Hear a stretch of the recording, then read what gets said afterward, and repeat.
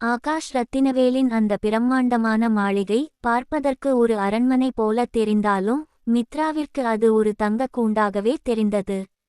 காலையில் அவள் அந்த வீட்டின் வாசலில் நின்றபோது அவளது இதயம் பலமாக துடித்தது. நேற்று வரை அதே ஆகாஷை எதிர்த்து பேசியவள் இன்று அவனது குடும்பத்தின் உயிரை காப்பாற்ற அவனிடமே மண்டியிட்டு வேலைக்கு வந்திருக்கிறாள். அவள் உள்ளே நுழைந்தபோது ஆகாஷ் ஹாலில் அமர்ந்து லேப்டாப்பில் மூழ்கியிருந்தான். மித்ராவின் காலடி சத்தம் கேட்டதும் அவன் நிமிராமலேயே பேசினான். கரெக்டா 8 மணி. பரவாயில்லை. உன் கர்வத்தை விட உன் குடும்பத்தோட கஷ்டம் உனக்கு சீக்கிரம் நேரத்தை கத்துக் கொடுத்துருச்சு போல. அவன் குரலில் இருந்த அந்த நையாண்டி மித்ராவின் இரத்தத்தை கொதிக்க வைத்தது. மித்ரா தன் கைகளை இறுக பற்றிக் கொண்டாள். உங்ககிட்ட வாதாட நான் வரல சார்.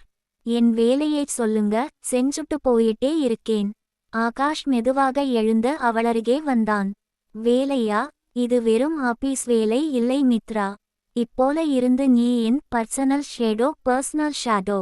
நான் எங்கே போனாலும் என்ன பண்ணினாலும் நீ கூடவே இருக்கணும். என் சின்ன அசைவை கூட நீ முன்கூட்டியே கவனிக்கணும். முதலில் போய் எனக்காக ஒரு காபி போட்டுட்டு வா. மித்ரா திகைத்து போனாள். நான் ஒரு ஆர்க்கிடெக்ட் சார். காபி போடுறது என் வேலை இல்லை. ஆகாஷ் அவளது முகத்திற்கு மிக அருகில் குனிந்து தாழ்ந்த குரலில் எச்சரித்தான். நேத்து வரைக்கும் நீ ஆர்க்கிடெக்ட். இன்னைக்கு நான் காசு கொடுத்து வாங்கின ஒரு வேலைக்காரி. உன் அம்மாவோட ஆபரேஷன் தியேட்டர் வாசல்ல நிக்கணுமா இல்ல என் கிச்சன்ல நிக்கணுமான்னு நீயே முடிவு பண்ணிக்கோ. மித்ரா கண்ணீரை அடக்கிக்கொண்டு சமையலறைக்குச் சென்றாள். அங்கிருந்த நவீன கருவிகளை கையாளத் தெரியாமல் அவள் தடுமாறியபோது பின்னாலிருந்து ஒரு கனிவான குரல் கேட்டது. பரவாயில்லைம்மா, நான் சொல்லித்தரேன். அது ஆகாஷின் பாட்டி ராஜலட்சுமி. அந்த வீட்டின் ஒரே ஒரு மென்மையான உள்ளம். அவர் மித்ராவின் கைகளை பற்றிக் கொண்டார். என் பேரன் வெளியே தான் கல்லு மாதிரி இருப்பான், ஆனா உள்ளுக்குள்ள அவனுக்கும் ஒரு வலி இருக்கு. அவனை தப்பா நினைக்காதே. மித்ராவுக்கு ஆச்சரியமாக இருந்தது. இவ்வளவு கொடுமைக்காரனாக இருக்கும் ஆகாஷிற்குள் என்ன வலி இருக்க முடியும்? காபியை கொண்டு சென்று ஆகாஷிடம் கொடுத்தாள்.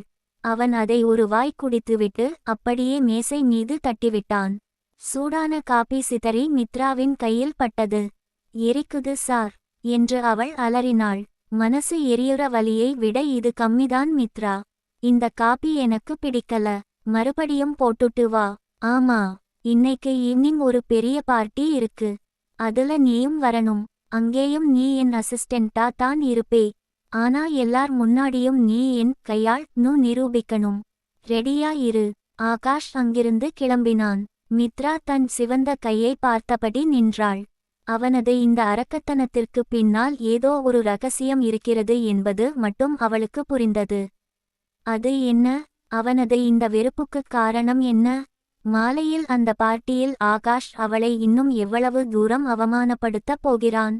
மித்ராவின் தற்காப்பு அரண் உடையுமா அல்லது அவனது கர்மத்தை அவள் உடைப்பாளா?